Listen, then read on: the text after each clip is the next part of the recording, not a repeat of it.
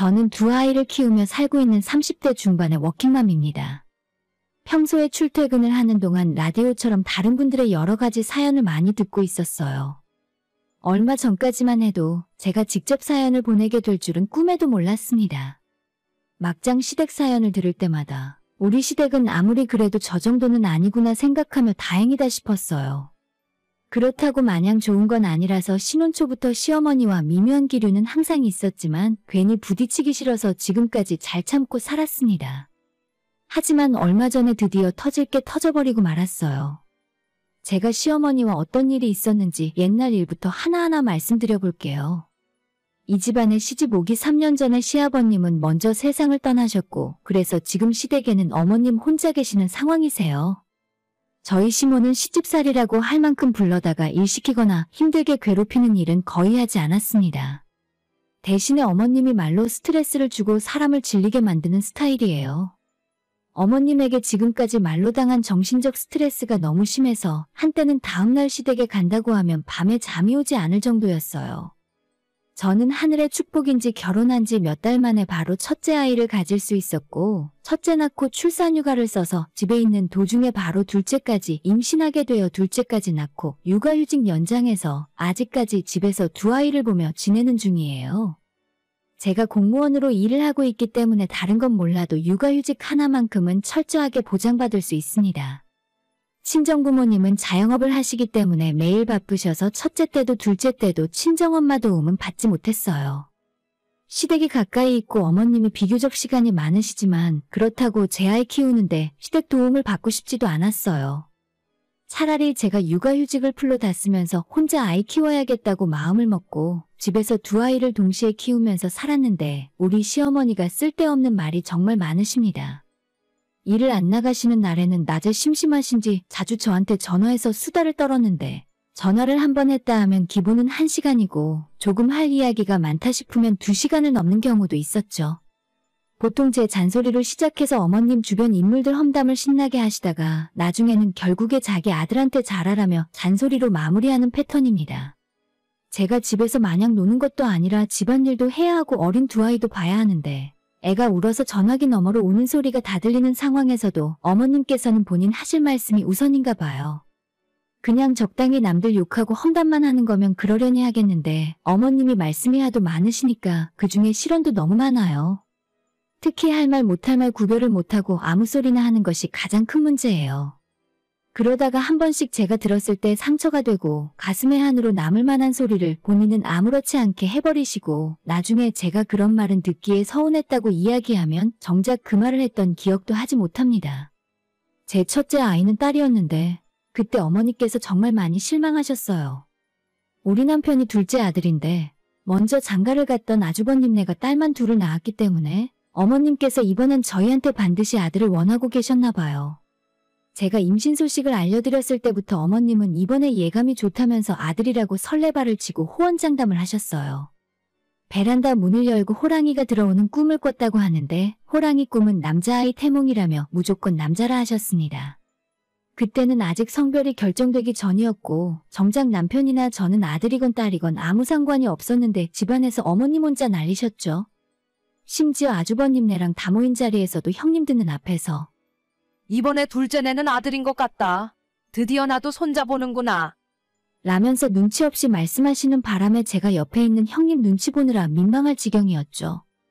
몇 주 후에 병원에서 제 뱃속 아이 성별이 딸이라는 걸 미리 알게 되었지만 남편과 상의 끝에 어머님한테 일단 말씀드리지 않기로 결정했습니다. 그전부터 어찌나 설레발을 떠시는지 괜히 먼저 이야기했다가 뱃속에 있는 내내 욕먹을 것 같았거든요.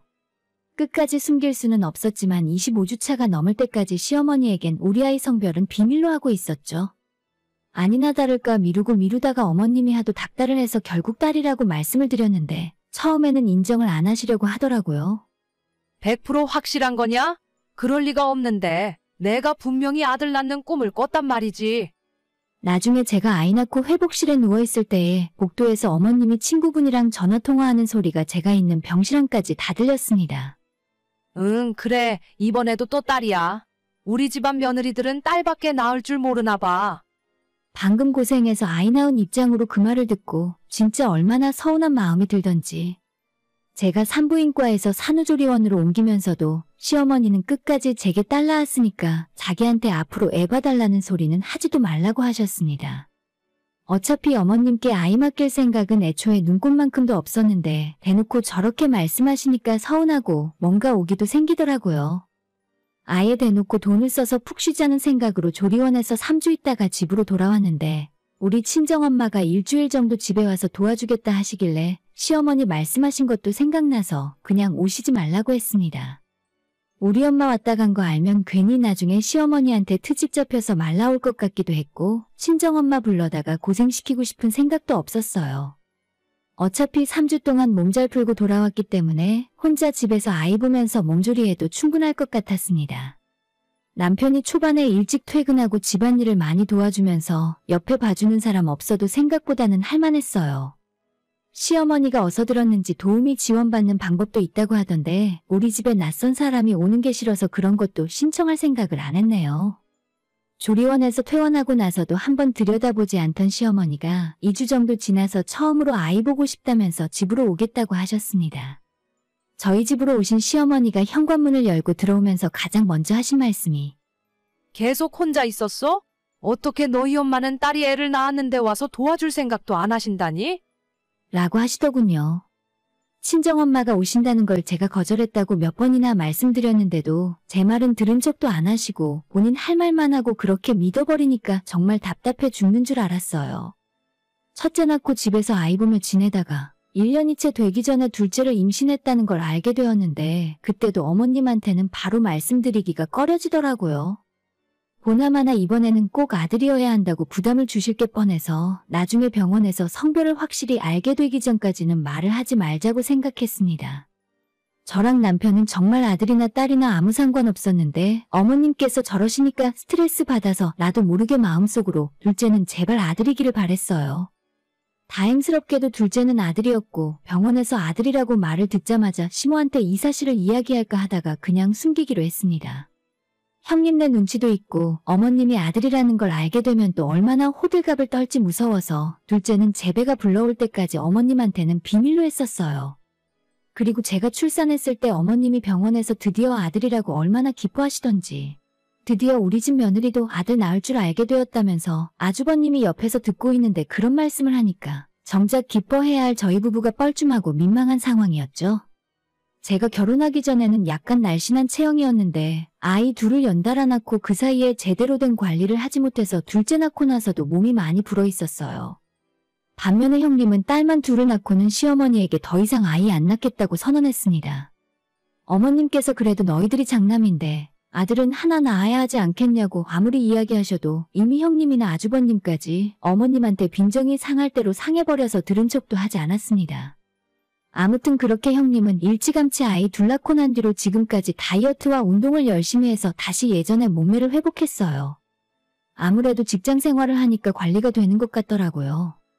하지만 저는 둘째를 낳은 지 얼마 안 지나서 아직도 몸이 좀 불어있는 상황이에요. 둘째만 어느 정도 크고 나면 저도 운동을 시작하고 싶지만 지금은 너무 힘들더라고요. 그런데 그전까지 그렇게 저한테 손자 타령을 하시며 성화를 하시던 분이 아들 낳아준 저를 더 예뻐해 주시지는 못할 망정 대놓고 날씬한 형님과 뚱뚱한 저를 비교하셨어요. 첫째 며느리는 옷태가 좋아서 머리표도 다 예쁘기 때문에 어딜 가도 같이 다니고 싶은데 저한테는 애 둘 낳고 살이 너무 쪄서 같이 다니면 누가 내 딸이라고 할까봐 겁난다는 말씀을 하셨습니다. 어머님도 키가 작고 살이 좀 있는 편이라 진짜 저희 둘이 다니면 모녀처럼 보이긴 할 것 같았어요. 하지만 가족들 다 모인 자리에서 형님이랑 비교해서 이런 말을 하니 저는 너무 수치스럽고 부끄러워서 얼굴이 새빨개졌고 옆에서 듣다 못한 남편이 엄마는 왜 밥 먹는 사람 앞에서 그런 쓸데없는 이야기를 해? 라고 하면서 어머님한테 성질내고 밖으로 나가버렸어요. 집안 분위기가 이쯤 되면 본인이 말실수를 했구나 생각할 법도 한데 어머님은 전혀 그런 생각이 없으셨고 내가 무슨 없는 말 했니? 지 마누라 흉봤다고 삐지는 거 봐라. 그러길래 내가 미리미리 살 좀 빼라고 했잖니. 라고 하면서 끝까지 저보고 잘못이래요. 집에 돌아와서도 어머님 때문에 기분 나빠서 남편이랑 싸우게 된 적도 많이 있었습니다. 원래대로면 남편이랑은 싸울 필요도 없었는데 어머님 때문에 괜히 우리까지 문제가 생겼어요. 남편도 형과 형수가 보는 앞에서 망신당한 게 속이 상했는지 저랑 싸우던 와중에 그러니까 당신도 평소에 살을 빼는 노력을 좀 하던가. 라고 말하는데 안 그래도 요즘 살찐 뒤로 거울 보기도 싫고 자신감이 많이 떨어져 있었는데 남편이 저런 말까지 하니까 충격받고 서운해서 엄청 울었습니다. 제가 펑펑 우는 모습 보고 남편이 놀래서 바로 제게 사과하고 다신 안 그러겠다 싹싹 빌어서 남편이랑은 감정적으로 쌓인 거 없이 그날 바로 다 풀었어요. 하지만 남편도 더 이상 자기 엄마 때문에 가족들 형제들끼리 분란 생기는 거 싫다면서 앞으로 어머님께 오는 연락은 전부 받지 말고 자기가 중간에서 알아서 하겠다며 지금까지 서운한 건 다 잊으라고 이야기했습니다. 제가 결혼 전에는 항상 46kg에서 48kg 정도를 유지하고 살았는데 아이를 연년생으로 낳고 나니 몸무게가 20kg는 넘게 찌더라고요. 시모나 남편이 뭐라 하지 않아도 제 스스로 너무 스트레스 많이 받고 있었고 오죽했으면 남편과 당분간 별거하고 아이들이랑 친정 들어가서 살고 싶은 마음이었는데 당장 두 어린 애들이 마음에 걸리고 시어머니 때문에 남편과 따로 살고 싶진 않았어요. 그 뒤로는 정말로 남편이 중간에서 잘 막아줘서 그런지 시어머니에게 연락 오는 일도 없었고 저도 아이들이랑 정신없이 지내고 틈틈이 운동을 하면서 살도 조금 빠진 상황이라 예전보다는 조금은 나아진 것 같습니다. 하지만 당연히 그 일에 대해서 시어머니께 사과 한 번 받은 적 없어요. 어머님은 절대 본인 잘못을 인정 안 하시고 항상 남 탓만 하시는 분이니까요. 그나마 위에서 이야기한 내용은 어머니가 말로 괴롭히고 정신적으로 힘들게 하시는 일인데 정말 결정적인 사건은 따로 있었습니다. 몇 년 전 저희 결혼할 때 신혼집 구하면서 현금이 많이 부족했어요. 전세를 얻을까 하다가 우리 두 사람 가진 돈을 다 합치고 조금 무리하면 집을 살 수도 있을 것 같아서 아파트를 보러 다니던 중에 저희 마음에 쏙 드는 집이 있었는데 대출까지 풀로 받고 남편의 퇴직금까지 미리 땡겨받아도 3천만 원 정도가 부족한 상황이었습니다. 친정부모님은 1년 전에 넓은 평수로 이사를 하신 지 얼마 안 된 상황이라 여유현금이 없었고 결국 남편이 시어머니한테 이야기를 해본다 하더라고요. 며칠 후에 시어머니께서 흔쾌히 빌려주시기로 했다면서 얼마 후에 진짜 3천만 원을 받아왔습니다. 그냥 준 돈은 아니고 우리가 결혼해서 차차 갚아야 하는 돈이긴 했지만 그래도 어머님 도움으로 원하는 집을 구입할 수 있었어요. 그때까진 제가 시어머니를 본격적으로 겪기 전이라 큰돈 빌려주셔서 정말 감사했고 앞으로 결혼하고 난 뒤에도 정말 잘해야겠다 생각했어요. 하지만 저희가 신혼집 구하고 결혼하고 난 뒤에는 어머님이 얼굴 볼 때마다 그 3천만 원 빌려준 걸로 생색이란 생색은 있는 대로 내시더라고요. 결혼한 이후에 저희가 한 달에 100만 원씩 갚겠다고 말씀드렸더니 자기는 당장 돈 쓸 곳도 없으니까 천천히 여유 있을 때 갚거나 아니면 나중에 어머님이 늙고 병들면 모른 척 하지 말고 데리고 살면 되겠다는 농담까지 하셨어요. 내가 너네 집에 지분 있는 건 알고 있지? 나중에 요양원 보낼 생각 말고 너네 집에서 같이 살면 되겠다. 농담인지 진담인지 말 속에 뼈가 있었고 진짜 어머님 모시고 산다는 건 생각만 해도 정말 끔찍해서 소름이 끼칠 정도입니다. 저희는 결혼하고 반년 정도 지난 뒤로부터 통장에 돈이 쌓이기 시작했기 때문에 어머님의 돈을 갚기 시작했어요. 처음엔 매달 100만 원씩 드리겠다고 말씀을 드렸더니 매달 조금씩 푼돈으로 받고 싶지 않다고 하시길래 몇 달에 한 번씩 500만 원 정도 모아서 갚았고 지금까지 2천만 원의 돈을 갚았어요. 처음부터 가족 간의 금전거래라 이자 이야기는 딱히 명확하게 한 적은 없었는데 저희는 돈을 다 갚고 나면 어머님께 가방이나 하다못해 지갑이라도 하나 사드릴 생각이었죠.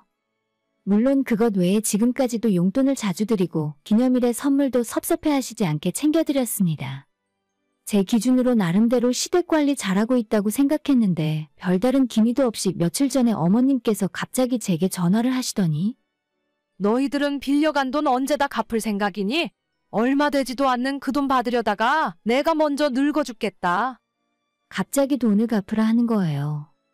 저희가 돈이 없어서 안 드리는 것도 아니고 아이 둘을 한꺼번에 키우면서 목돈까지 모아야 하는 상황이라 가지고 있는 현금을 탈탈 털어드리긴 부담스럽잖아요. 지금까지 500씩 갚을 때도 아무런 말씀이 없었는데 갑자기 이러시니 당황스러웠죠. 당연히 빌린 돈을 가장 먼저 갚는 게 원칙이지만 저희도 애들 커나가는 것도 준비해야 하고 미래를 위해 투자도 해야 하는데 전부 어머님께 사전에 미리 양해 구하고 허락을 받은 대로 착실히 갚아나가고 있었거든요. 그리고 이런 이야기는 좀 그렇긴 하지만 아주버님 결혼할 때는 집 구하는데 보태라고 시어머님이 1억을 해주셨는데 저희 결혼할 때는 뭔가 해주겠다는 말씀이 없었습니다. 애초에 남편이랑 제가 양가 부모님께 손 벌리지 말고 우리 형편 되는 대로 시작하자고 준비를 했던 거고 거기서 돈이 좀 모자라서 어머님께 빌리게 된 상황이었습니다. 그런 건 어차피 다 핑계고 저희도 빨리 다 갚고 싶었는데 제가 아이 낳으면서 바로 육아휴직 중이고 줄어든 월급으로는 여유가 그리 크지 않았어요. 그치만 이런 저희들의 상황까지 다 어머님께 말씀을 드렸고 천천히 500씩 갚겠다고 이야기가 다 된 상황이었습니다. 돈 빌린 지 얼마가 지났는데 그전까지는 별다른 말씀 한 번 없다가 왜 이제 와서 갑자기 이렇게 말씀하시는 건지 통 이해를 할 수가 없었습니다. 저희가 따로 들고 있는 적금을 깨면 1,500 정도 있는데 저도 화가 나서 어머님께 내일 은행 가서 적금 깨고 나머지 1,000만 원 보내드리겠다고 말씀을 드렸더니 이제는 또 하시는 말씀이 그렇게 니들 돈을 받으면 자기가 마음 편하겠냐며 천천히 갚으라 하시고 전화를 끊으셨어요. 그날 저녁 퇴근한 남편에게 낮에 어머님한테 전화가 와서 남은 돈 바로 갚으라는 식으로 말씀하셨다고 하니까 남편은 자기 엄마가 또 시작이냐면서 머리가 너무 아프다고 두통약까지 먹더라고요. 남편이 말하기를 엄마가 최근 들어서 형이랑 자기한테 조만간 너희들 둘 중 하나랑 같이 살았으면 좋겠다는 식으로 말씀하신 적이 있다 하더라고요. 하지만 두 형제 모두 다 어머님이랑 같이 사는 건 엄두가 안 나서 못 들은 척 대답을 안 하고 있는 중이랍니다. 더군다나 아주버님네는 형님이 성격이 세고 자기 주장이 강하기 때문에 씨알도 안 먹히는 상황이었고 최근 들어서는 그나마 만만한 우리 부부한테 같이 살았으면 좋겠다고 압박을 넣고 있으셨나 봐요. 남편이 아이들이 둘이나 있고 이 와중에 어머님까지 모시고 살기엔 불편해서 안 된다고 거절을 했더니 그새 분을 못 참고 저한테 전화를 해서 자기가 빌려준 돈을 갚아라 어쩌라 으름장을 놓은 것 같다 하네요. 그 이야기 듣자마자 저는 온몸에 소름이 쫙 끼쳤습니다.